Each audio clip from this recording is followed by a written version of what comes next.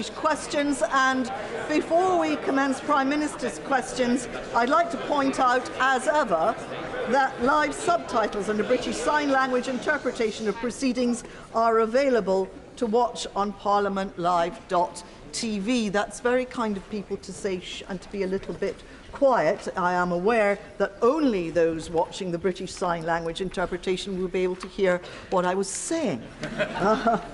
We now come to questions to the Prime Minister, Sir Bill Wiggin. Yeah. Question number one.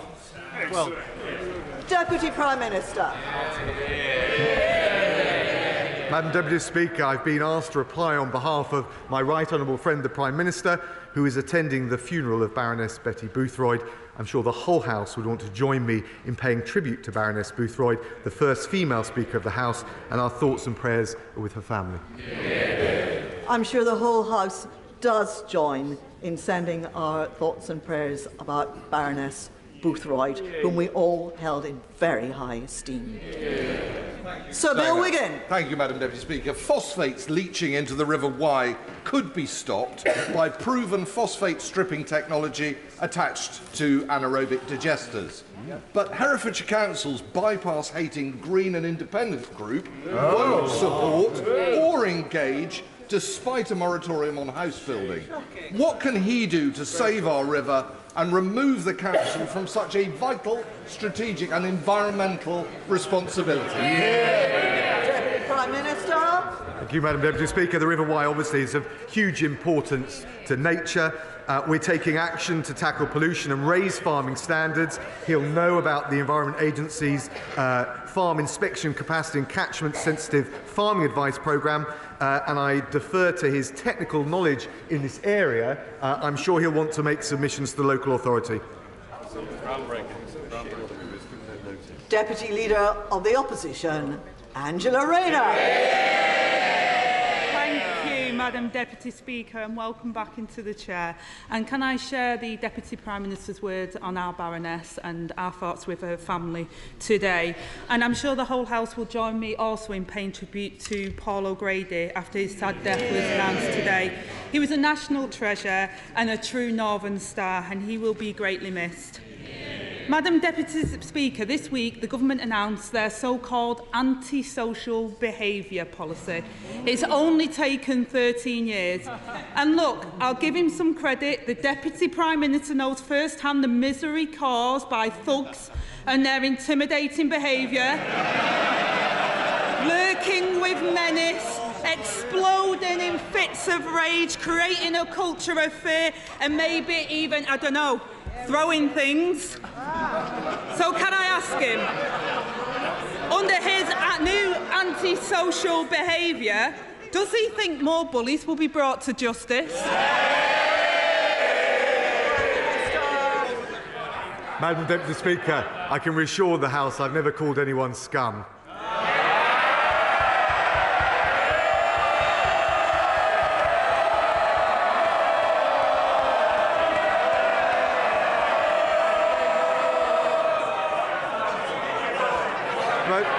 But if the Right Honourable Lady is serious about standing up for communities and people who suffer at the scourge of antisocial behaviour, she'd back our plan to deal more swiftly with these issues, to make sure that we ban drugs beyond the conventional ones, give police the powers they need, and if they really want to protect the public, they'll back our plans for parole reform to make sure the murderers, the terrorists, the child killers are not allowed out free to threaten other people, and reintroduce the ministerial veto that side took away.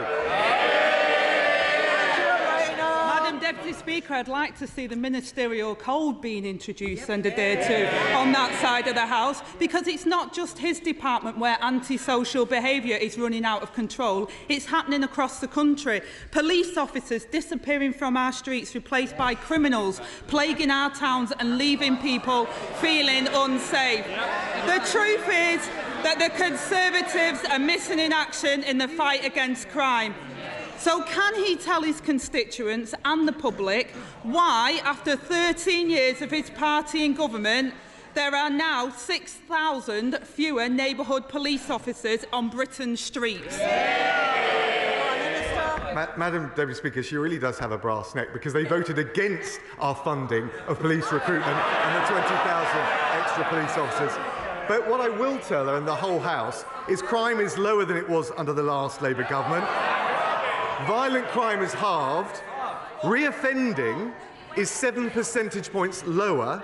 And if she really wants to stand up for the public and the victims of crime, they should back our bill to protect victims and protect the most vulnerable from serious killers, rapists and terrorists. Madam Deputy Speaker, no one believes that there's more police on the streets and no one feels safer. Neighbourhood policing has gone down and not up. Let's talk about crime. He knows, as well as I do, that neighbourhood police can help prevent antisocial behaviour and knife crime. But trusted local police are also crucial to protecting women. Women feel unsafe on Britain's streets, always looking over our shoulder as we hurry to our front door. So can he tell me, under his watch as Justice Secretary, what is the charge rate for rape? Can I address all of those elements of that? And first of all say that the issue of rape and serious sexual violence against women is one of our top priorities. She asked what we're doing about it. Since 2019, police referrals of cases are doubled. CPS charges have doubled. She asked on my watch what has happened. The volume of convictions in rape cases increased by 2/3. And if she really wants to protect vulnerable women, whether it's rapists or from rapists or other serious crimes, they will back our parole reforms, which will mean ministers able to prevent them being released onto the public and cause more threats. Angela Rayner. He says that rape conviction has gone up. What he really means is that 300 women will be raped today, while he boasts about an increase of 0.5%. He hasn't answered my question, Madam Deputy Speaker, because he's too ashamed of the answer. 1.6% of rapists face being charged for their crime. 1.6%. Let that sink in. A woman goes through the worst experience of her life. She summons up the courage to relive that horrendous experience, to tell the police in detail about her assault. But she only has a 1.6% chance of action being taken.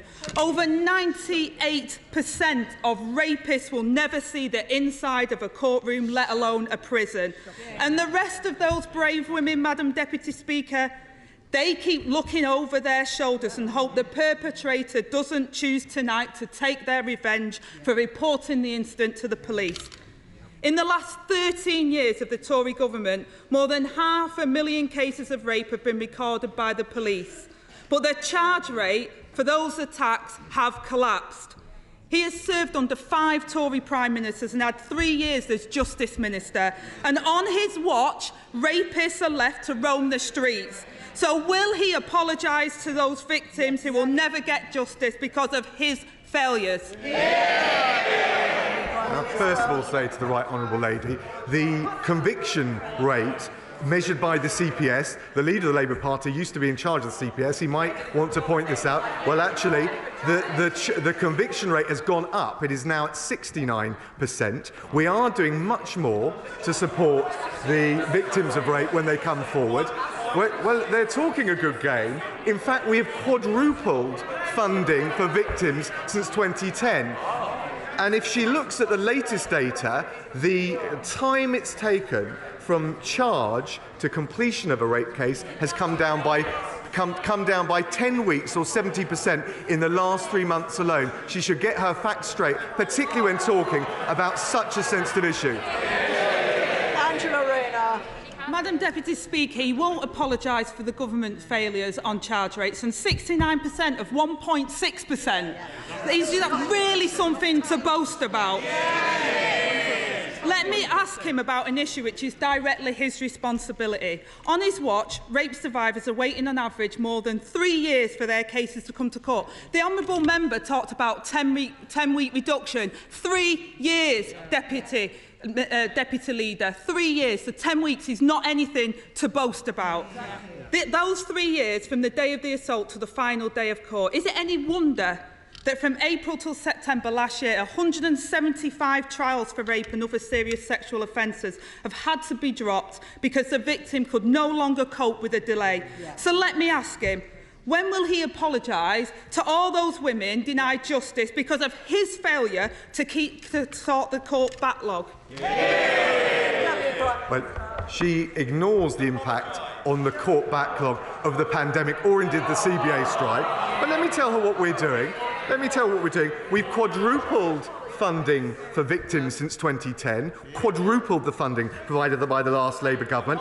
We launched the 24/7 support line so that when those victims of that appalling crime come forward, they get the support they need. We've increased the number of independent sexual violence advisors to over 1,000, and we're making sure that women that suffer this appalling crime can give pre-recorded evidence in court. We're doing everything that we can, and as I said, the rates are coming down, and we will keep taking action in this area. Is she really? If the Labour Party were really serious about this, they wouldn't have voted against longer sentences for dangerous, violent and sexual offenders in the Police Crime Sentencing and Courts Act, and she will get behind our Victims and Prisoner Bill today. Angela Rayner. Madam Deputy Speaker, not a word of apology, no sense of responsibility and not even a shred of shame. The reality is, while people in Britain feel more and more unsafe, he seems to spend all of his time trying to save his own job and none of his time on his actual job.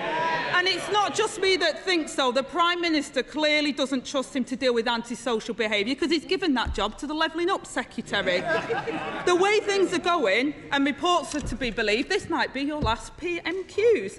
So let's look at the highlights. A criminal justice on its knees, the largest court backlog on record, rape victims waiting for justice, and through it all he managed to rack up 24 formal complaints from his own civil servants. So can he say today, will he walk before he's pushed? Madam Deputy Speaker, one thing never changes. She always comes with the usual bluster and political opportunism. Let me tell the Right Honourable Lady what we've been doing, what I've been doing this week.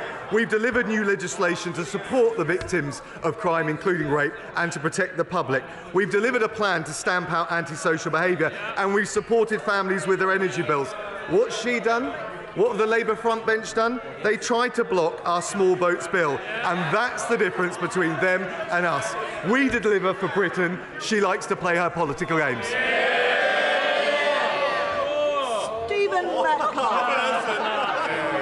Thank you, Madam Deputy Speaker, and it is wonderful to see you in your place.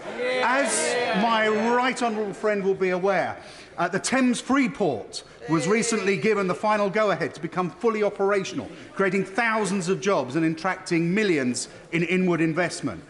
Will my right honourable friend join me in congratulating the team behind the bid and encourage businesses and investors from across the South East, indeed across the world, to take a closer look at the fantastic opportunities that exist in Thurrock?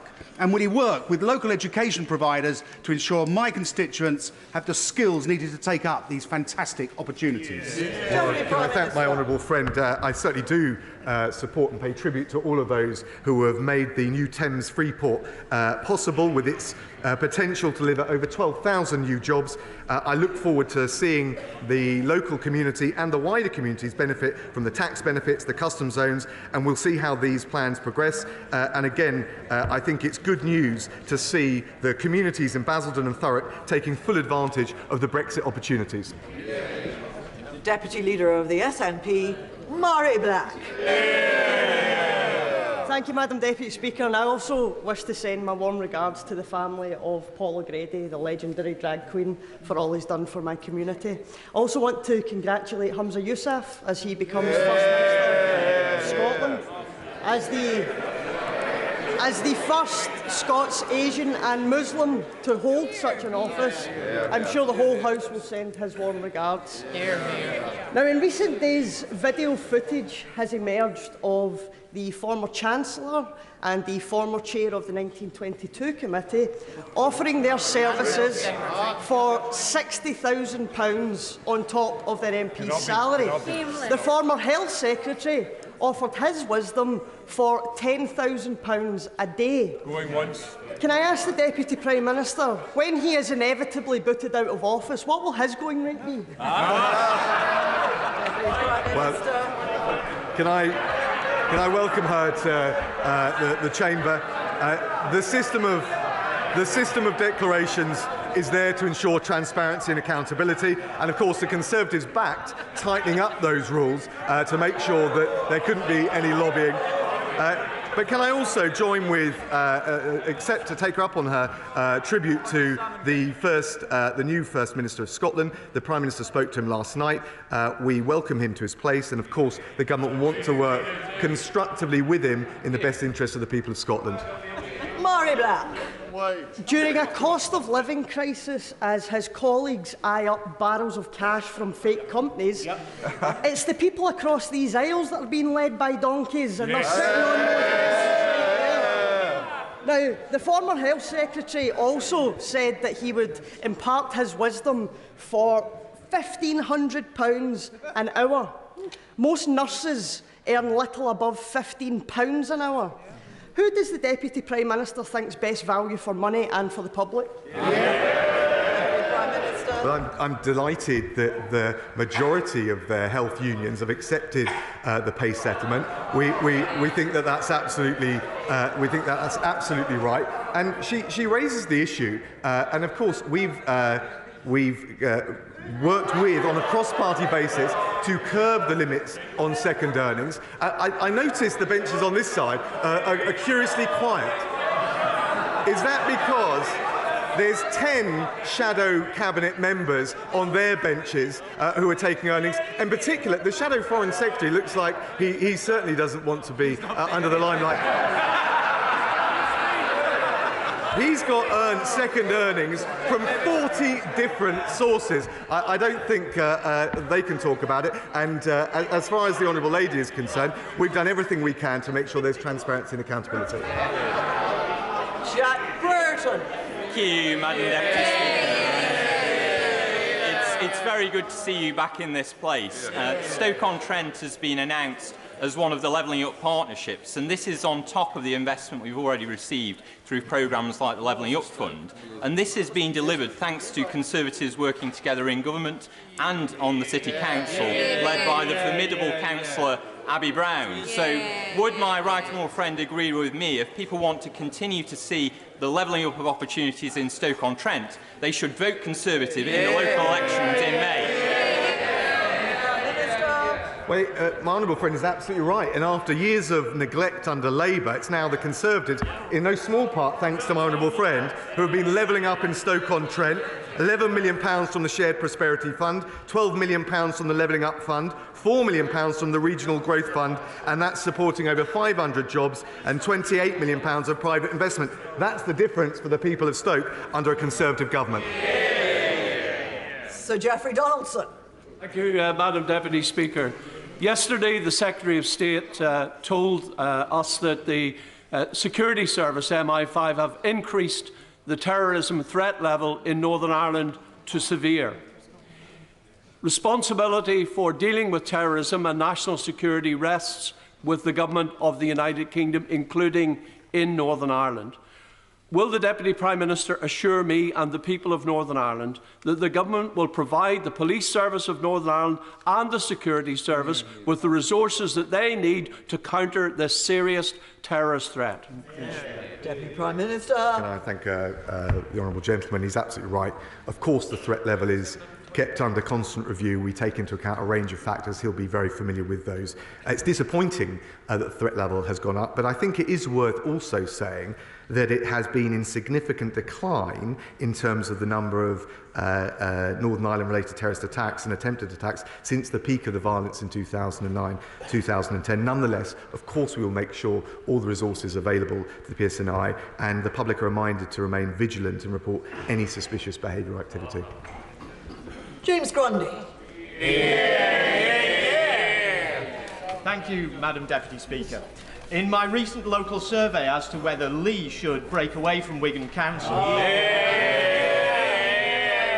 I am very pleased to say that so far the survey shows 90% in favour of independence, with only 3% opposed.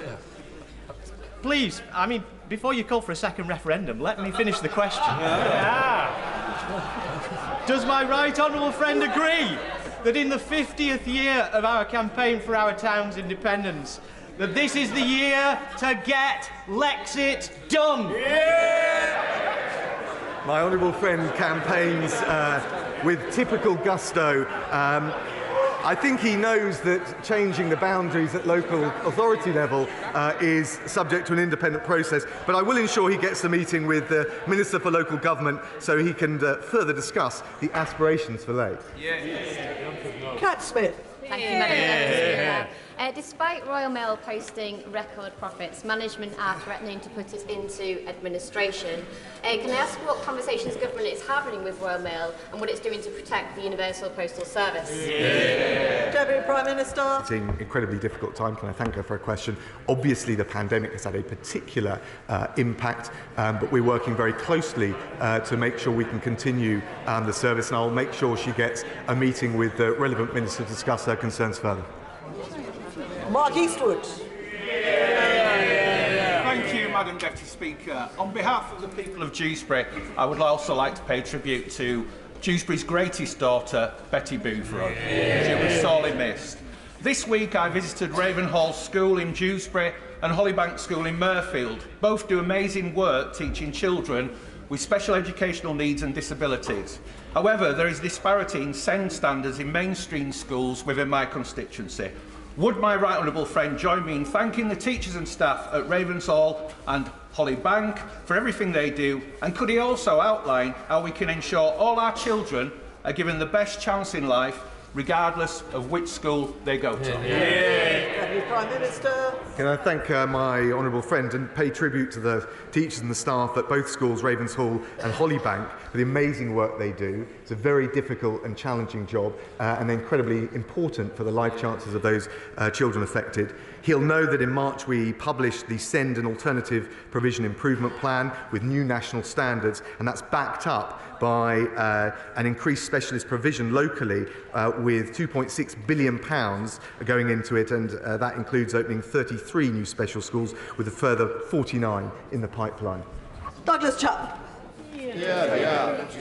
While the Prime Minister is absent, I hope he later gets a chance to watch the BBC dramatisation the Brinksmat robbery, which was held in the 1980s, where the police team assigned to the recovery of this gold only got back half of the gold that was stolen. That sum pales into insignificance compared with the measly 1% from the £1 billion of business grants that was lost to the fraud issued by the Prime Minister under his watch when he was Chancellor. The fingerprints show that this massive fraud now lies at 10 Downing Street. To quote your former fraud minister, Lord Bolton, when will this government get its act together and step up the recovery efforts on behalf of the taxpayer? Deputy Prime Minister. Well, the instance of fraud have become much more complex with the online instance, but he will have noted the massive increase in funding for tackling fraud in the recent budget, and we're confident that will give us the resources we need to tackle this often invisible but very damaging crime. Sir Robert Neal. The Deputy Prime Minister will know that stroke is the greatest cause of adult disability in this country and costs our economy some £26 billion, never mind destroying lives. Last year I met Dr John Stevens, who was unable even to sit up unaided after a stroke. but because of emergency thrombectomy procedure, is now back at work as a GP in the NHS. Sadly, only 30% of eligible patients actually get thrombectomies. Will the Deputy Prime Minister agree that we need greatly to increase the rollout of thrombectomy procedures? And would he perhaps, in the run-up to World Thrombectomy Day next month, join me in visiting a thrombectomy centre to see at first hand the difference it can make to lives and to getting people back into meaningful and productive work and enjoyment? Prime Minister. Well, can I thank my honourable friend? He's been a dedicated champion for stroke survivors. I know from my own constituency how debilitating that can be and the impact it has on the wider families. NHS England are committed to increasing the delivery of mechanical thrombectomy, including the expansion of local services and local capital investment, and I'm sure we can arrange for a Health Minister to join him on a visit as he requests. Sarah Olney. Thank you very much, Madam Deputy Speaker. In a shocking article in Surrey Live last year, it was reported that staff at a GP practice in Walton were left in tears and crumbling under pressure due to the increased workload caused by staff shortages. Is it any wonder when there are 850 fewer GPs across the country since 2019? So what does the Deputy Prime Minister say to those patients left in pain and staff left in tears, including in his own constituency, due to this government's failed promise to recruit more GPs? Well, can I say to her, any abuse against any GP in any practice across the country is absolutely wrong. We have to have zero tolerance of it. What I would just say to her is we've seen a large increase in GP appointments, over 29 million carried out since the start of the year. We're improving access to general practice with more support staff, also the technology, so more state-of-the-art telephone systems. The number of GPs in training is at record levels, and we're investing 1.5 billion to create 50 million more appointments a year by 2024. If we go a bit faster, we'll get everybody in. Scott Benton. Since 2019, this government has provided well over £300 million in extra funding for projects in Blackpool. However, there is always room for more. The Bond Street and Weather areas of my constituency are among the most deprived in the country and have been long forgotten by the Labour-led council. The government has already provided £600,000 in funding for a feasibility project with a view to delivering a £30 million regeneration package for these areas. Will the government look closely at the business case to see how this transformational project can be delivered for those communities? Order, before the Deputy Prime Minister answers that, can everyone else with a prepared question just cut it in half? Just do the question. Deputy Prime Minister. Thank you, Madam Deputy Speaker. There is no one more tenacious in campaigning for Blackpool than the honourable gentleman. I've seen it firsthand when I visited with him. I'm pleased that we delivered with the Levelling Up Secretary the £40 million of funding to relocate the Magistrates' Court and to allow the County Court complex to move. And I know that the Levelling Up Secretary will want to work with him on the regeneration aspirations for the future. Wendy Chamberlain. Thank you, Madam Deputy Speaker. A little girl in my constituency, only 9 years old, developed a bacterial infection just before Christmas, but thereafter very distressing symptoms occurred. OCD, she has intrusive thoughts, she hasn't washed, dressed or properly eaten since Christmas. We believe this to be Pan's Panda, and although health has evolved and I am seeking support for her, part of the lottery and the antipsychotic medication that is often given in this condition, despite the fact that broad-based antibiotics have been proven to work, is because the UK, no part of the UK, has implemented World Health Organisation ICD-11. Will the government commit to looking at this so that other children across the UK don't need to suffer in such a way? Deputy Prime Minister. Can I thank the Honourable Lady for raising what seems like a very an awful case, and my heart goes out to the family involved. If she'd like to write with me about it, I'll make sure she gets a full answer and a meeting with the Minister if that's required. Caroline Nooks. Thank you, Madam Deputy Speaker. Georgia Harrison is an incredibly brave young woman who only got justice when she was a victim of revenge porn because she could prove that the perpetrator intended to cause her distress.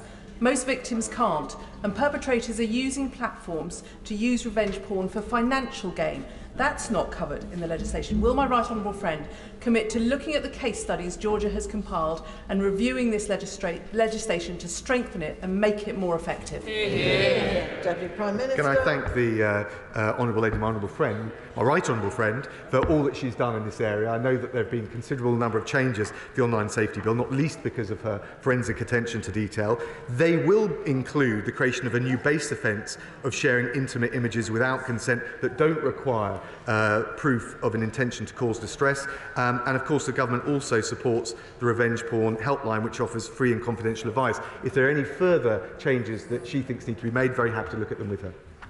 Sir Chris Bryant. Thank you, Madam Deputy Speaker. I don't know whether the Deputy Prime Minister ever met Lily Savage or has ever spent a night out at the Royal Vauxhall Tavern, but Lily was... I can take him sometime if he wants to go. I think that was a yes, actually, yeah.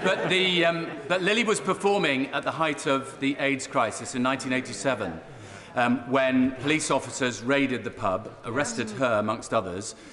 They were wearing rubber gloves because supposedly they were protecting themselves from contracting HIV from touching gay men. Lily amazingly said at the time, "Oh, lads, you've come to do the washing up. That's great." Her alter ego, Paul O'Grady, campaigned acerbically and hilariously for elderly people, for care workers, against oppression of every kind. Isn't it time we in this country celebrated our naughty, hilarious drag queens and comics of every kind who inspire us to be a better and more generous nation? Can I thank the honourable gentleman? I totally agree with him. And Paul Grayson was an incredible comic, but he also... But Paul O'Grady. But in terms of Lily Savage also, I think some of that comedy broke glass ceilings and broke boundaries in a way that certainly politicians would struggle to do. So I agree with that. I also think it shows how we need greater, more rambunctious free speech, and we need to avoid the wokery and the limitations on comedy, which I'm afraid both of them would have had no time for. Dame Caroline Dinage. Very much, Madam Deputy Speaker. I'd like to associate myself with the words of the honourable gentleman from Rhondda. Paul O'Grady was a great champion for animal welfare as well. Madam Deputy Speaker, the biggest cause of death for children in this country under the age of 14 is cancer. As she knows, I've been calling for a childhood cancer mission to radically change how we detect, how we treat and how we care for children with cancer. Everything from genome science for detection right the way through to 7-day-a-week play facilities in children's ward.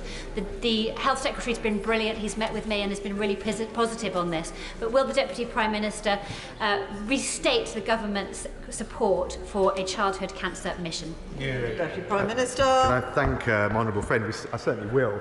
And the suffering that any child must go through when they get a condition like cancer at such an early age, difficult to believe, and the pressure on the families, incredible. So I thank her for her work. The DHSC will publish a major condition strategy to look at improving outcomes and experience for all cancer patients, but including in particular children. I can't preempt that, but I know it will draw on previous work, including submissions from the various childhood cancer charities. And again, I pay tribute to the work that they do. Stephanie Peacock. Thank you, Madam Deputy Speaker. My 6-year-old constituent Daniel has cerebral palsy and mitochondrial disease. He has received palliative care from the Bluebell Wood Children's Hospital, who were forced to temporarily close last year due to staffing pressures. They have ongoing concerns about rising bills. Will the Deputy Prime Minister reassure Daniel's family that he will receive the palliative care he requires as and when he needs it? Prime Can I thank her for raising that very important case that she does? I don't know all the facts of it, but if she writes to me, I'm very happy to look at it. We will make sure the resourcing, but also the care is there. And if, again, as I say, if she writes to me, I'm sure we can arrange for a meeting with the relevant minister.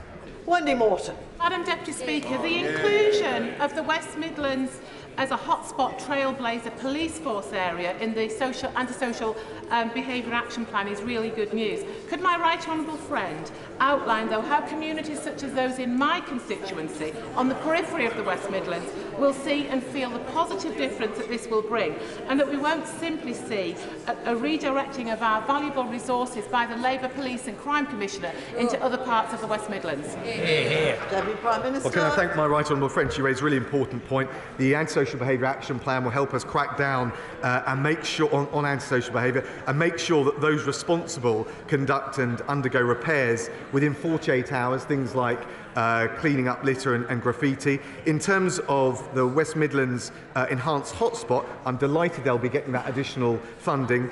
She's right for the PCCs to determine the precise allocation of funding, but I'm sure she'll make her representations in the usual powerful way. Mary Glendon. Madam Deputy Speaker, announcing her retirement, North Tyneside-born Sarah Hunter MBE played her final game of rugby at the opening Women's Six Nations match at Kingston Park last Saturday. Sarah is the most capped international rugby player in the world, a true professional, great ambassador for her sport and an inspiration to so many. Will the Deputy Prime Minister join with me, the whole of North Tyneside and this House in thanking Sarah for all she has achieved for the country and her beloved sport of rugby? Thank you, Prime Minister. Can I thank the honourable lady? She's absolutely right. I pay tribute to the trailblazing record of Sarah. I had the opportunity a few years ago to watch the England female rugby team. I was blown away, and we look forward to her and them going on to bigger and better things. Richard Fuller. Madam Deputy Speaker, will the government require that the East West Rail Company publish a full business case before the allocation of any more taxpayers' money to the project? Deputy Prime Minister. Thank you. It's a hugely important project with all sorts of opportunities, jobs, education, and a projected increase in economic output by over 100 billion by 2050. He's right that it needs all the transparency and scrutiny. I know that the first stage of the project is already in construction, on time and under budget. I'm told that the subsequent stages will go through full scrutiny as part of the planning process in a transparent way. David Linden. The Prime Minister has previously been on camera as saying that he didn't have any working class friends. When he's not taking his luxury helicopter rides and splashing about in his private pool, where might the Deputy Prime Minister recommend that he might befriend somebody from the working class? Deputy Prime Minister. I'm not sure I got the full extent of the question, but the reality is we're doing, and you can see that with the energy price guarantee, the free childcare and the national living wage, that we are supporting everyone in this country, particularly those on the lowest paid jobs. And the final question, Alicia Cairns.